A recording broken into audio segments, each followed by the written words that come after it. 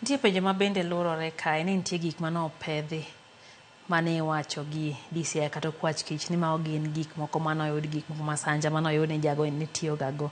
Aneno ka penjo mathoth en ni to iyudo ka moko kuom gin gik ma pach oganda moko paro ni gin gik manyien ma kore ka ong'iew mondo mi onenre ka gima gin ma koro oyudi kane jago ni tiyo godo. Iparo nade be oganda jo Kenya ni kod ratiro mar chich e yo machal kod mano? Gima timore sani Lydia en ni yie mar japiny gi piny owacho ahinya gi jogo mochung' ne arita kwe kaka obila, yie mar japiny odok piny.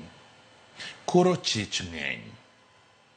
Ing'eni sani bende koro chik wacho ni obila koro nono gino.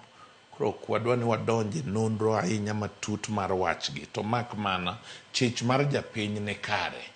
Nikech obila ok onego chal ni kawuono koro gitiyo matek tok ndalo 3 ma giyudo ng'ama koni nyaneko.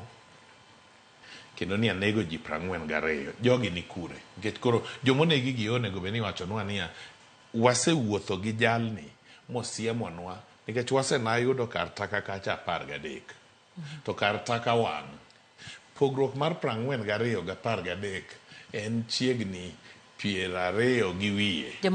Jomogo gini kanye. Mano kore penjo. Sani onego be ni en koro oyudne matoka iringo kode gobila mondo odhi owach ni mana keto ka, mana keto ka, mana keto ka. Mwaneno adier koro wan gi ringre 42 miwacho cha.